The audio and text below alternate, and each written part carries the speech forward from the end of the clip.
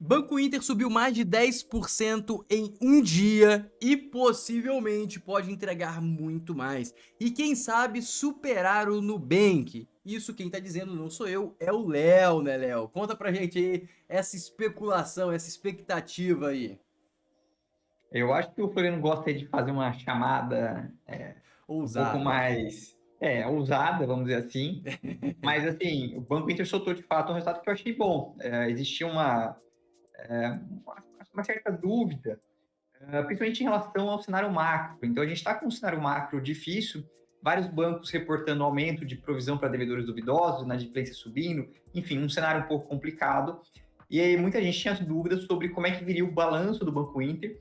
O Banco Inter, que é um banco que nos últimos trimestres vinha aumentando a sua carteira de crédito, e a gente sabe que assim, o Banco Inter tem uma carteira de crédito, principalmente no segmento de cartão de crédito, que por ser novo, ninguém sabe muito bem como é que ia se comportar no meio de uma crise. Então, qual que é o perfil de público? Será que é um perfil de público de renda mais baixa, mais alta, mais resiliente ou não?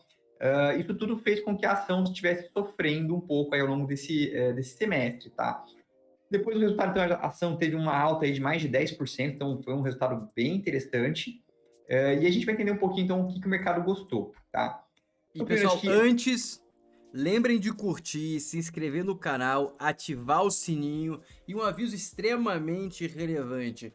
Toda quinta, 19 horas, a gente está aqui fazendo uma live para tirar todas as suas dúvidas e também muitas vezes a gente entrevista CEOs, CFOs e grandes investidores brasileiros. Então já coloca na sua agenda, 19 horas toda quinta-feira, a melhor live do Brasil de investimento, segundo a minha boa. humilde opinião. Continua, Leozeira. Boa, Fernando, é sempre bom lembrar.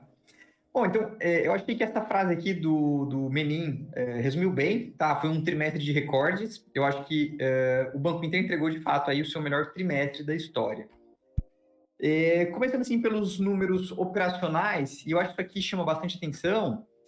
Primeiro, número de clientes, em especial clientes ativos. Então, notem que os clientes ativos do banco atingiram 14,5 milhões, um crescimento de 7% em relação ao primeiro trimestre. Então, um crescimento de 7% na sua base de clientes ativos é um crescimento relevante. Isso tudo com um CAC, um custo de aquisição do cliente em queda, tá? Então, ano passado eles estavam com um custo de aquisição de cliente de R$ 32 por cliente, agora vieram para R$ 27, tá? Então, são métricas que eu acho que importam, em especial porque o Banco Inter, ele é um banco, é uma empresa, né, uma ação de crescimento. Então, o pessoal gosta de olhar o growth desse ativo, e esse ativo, de fato, tem continuado crescendo. Bom, olhando então um pouquinho mais para o bottom line, vamos começar então ali na última linha, tá? Então, lucro líquido, 64 milhões, lucro líquido antes de impostos, que é uma métrica que eu até gosto mais de olhar em bancos do que o lucro líquido final. Então, o lucro líquido antes de impostos foi de 80 milhões, e a gente comparar aí com o primeiro trimestre, que tinha sido de 6 milhões, é uma evolução muito grande. Na última linha, a gente viu ali um lucro líquido de 64 milhões, também uma evolução grande em relação ao primeiro trimestre, que tinha sido de 24 milhões. Poxa, o lucro líquido dele subiu 165% em um trimestre, então foi um resultado excepcional, o banco agora já está nadando em dinheiro. Não, porque a base do Banco Inter ela é baixa, né? Ela é ainda pequena, em especial porque é um banco que está crescendo, está investindo muito, está colocando muita despesa, só que já mostra que é um banco que começou a gerar resultado, e aqui eu acho que é uma coisa bem positiva, e passando por um teste de fogo, um trimestre de cenário macro bem desafiador. Tá? Falando aqui sobre a inadimplência, eu acho que esse era um grande ponto que o mercado tinha de dúvida sobre o Banco Inter. Então, assim, a gente tem aqui duas inadimplências, vamos dizer assim, né? O NPL, que é o Non-Performing Loans, ou seja, são os empréstimos que eles estão inadimplentes. Entre 15 e 90 dias, a gente nota uma queda aqui nessa parte, excluindo os recebíveis de cartão de crédito, vindo de 4,6 para 4,4. Notem o seguinte, para provisão de devedores duvidosos, a gente olha muito mais esse NPL de 90 dias. Então, reparem que o NPL de 90 dias seguiu numa tendência de alta.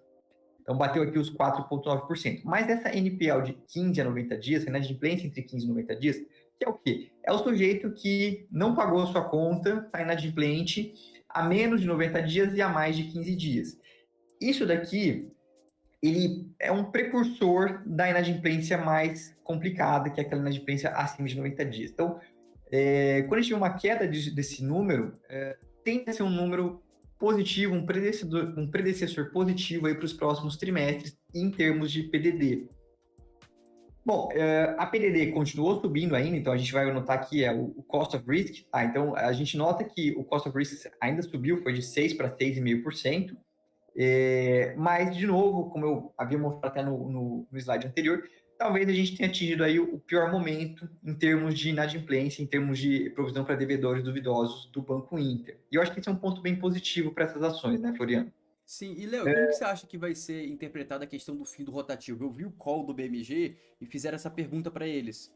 Com o fim do rotativo, como vai ser o impacto? Eles falaram que vai ter um impacto, mas para eles vai ser muito menor, porque o cartão de crédito deles é para INSS, aquela questão lá de aposentado e pensionista, e já tem um custo muito baixo, já tem uma base baixa. Mas no caso do Banco Inter, no caso do Nubank, isso vai afetar bastante, porque o crédito rotativo é 450% de juros anual e vai cair, acho que para 9% ao mês, ou uma coisa bem mais baixa, assim, acho que vai ficar 120, 130 por ano, alguma coisa dessa ordem de grandeza, não leva em conta a vírgula. O único número que eu tenho certeza é o 400 e pouco no anual. Como isso vai impactar na sua visão? Assim, eu acho que se for simplesmente acontecer isso, tá falando assim, tudo mais, o famoso ceteris paribus, né, tudo mais constante, obviamente seria negativo. Mas eu não sei se vai ser tudo mais constante. A gente tem que ver como é que vai ser o desenrolar disso, tá? Eu lembro que com os bancos, para você ter uma ideia, tinha uma linha de crédito, acho que foi o cheque especial, que também teve uma discussão lá atrás a respeito disso, porque vai acabar com o cheque especial e tal. E de fato o que aconteceu foi que as taxas de juros do cheque especial tinham caído bastante, mas os bancos simplesmente foram lá e substituíram aquele produto por um outro produto, agora não lembro qual foi, que também tinha uma taxa de juros absurda. Então a gente tem que entender como é que vai ser a dinâmica olha, ok, acabou com isso daqui, o que vai entrar no lugar? A gente ainda tem que entender que o que está na raiz, porque assim, muitas vezes o governo ele quer resolver as coisas na canetada, tá? Mas muitas vezes o que está na raiz não é um juro que vira lucro absurdo para os bancos. Tá? Então a gente vê o próprio Nubank, o próprio Nubank, o Banco Inter, estão lá cobrando seus 400%, mas ainda assim eles não estão tendo lucro absurdo. Por quê? Porque a inadimplência desse produto é alta, a taxa que você consegue recuperar aquilo ali é baixa, isso tudo impacta muito o resultado do banco. Então, a gente precisa entender um pouquinho que, assim, de novo, se simplesmente acabar e não tiver nada e mudar de fato só para colocar um cap, um limite, vai ser negativo. Mas eu acho que a gente precisa entender um pouquinho melhor o que vai entrar no lugar, tá? A gente já viu esse filme com outros produtos e simplesmente trocou o nome do produto, e ainda assim os bancões foram lá e acharam alguma outra linha para cobrar um juros absurdo. Entendi. E aí, por fim, Floriano, isso daqui é um slide do Investor Day do Banco Inter do ano passado. Eu acho que esse aqui é o que o pessoal está olhando bastante. No Investor Day do ano passado, eles falaram que eles tinham uma expectativa, tá, ou pelo menos uma meta, de chegar em um ROI de 28%, se não me engano, acho que em 2027, mais ou menos, uma coisa assim. Eles até detalham um pouco ali o que seriam as principais migrações, as principais linhas, onde eles conseguiriam ganhar o ROI, tá? De novo, eu acho que ainda está muito longe desse ROI de 28%, mas dado o receio que o mercado tinha e a precificação do Banco Inter, o Banco Inter chegou a negociar 0,6, 0,7 do valor patrimonial no começo desse ano, a gente vê uma reação positiva no mercado. Eu, de fato, gostei do resultado, achei bacana, achei bom. E vamos ver se, de fato, eles vão conseguir rampar e entregar ROIs aí, double digit. Eu não sei se ele vai conseguir chegar nesse 28%. Pessoalmente, eu não coloco uma grande fé nisso. Mas, assim, se for um banco que consegue entregar um ROI acima de 20%, já seria um patamar bem interessante. 20, quanto? 20% você acha que já entrega Eu muito em acho que se eles comparação com o atual? conseguissem, eu acho que se eles conseguissem entregar um ROI ali de 22, 23%, já seria um ROI excepcional. E até mesmo se a gente for olhar, Floriano, a precificação do ativo, né, eu sei que assim, muita gente fez essa comparação no passado e deu muito errado, mas se você for comparar o que o Nubank negocia hoje em termos de valor patrimonial, o Banco Inter está muito mais em conta. O Banco Inter hoje deve estar 1,1 vezes valor patrimonial, alguma coisa assim, enquanto que o Nubank, 6, 7 vezes valor patrimonial, é uma coisa bem diferente. Mas o Nubank lançou a Nucoin. Tem essa diferença. Teve essa. Pessoal, agora que você chegou até o final, se você quer recomendação de investimento, clica no link da descrição, conheça as nossas assinaturas da Tese e lembre que toda quinta, 19 horas, a gente está aqui falando de investimento ou entrevistando alguma referência do mercado financeiro brasileiro que vai te ajudar a aumentar a rentabilidade, tá bom? Um abraço e até o próximo vídeo. E não se esqueça de curtir e se inscrever no canal também.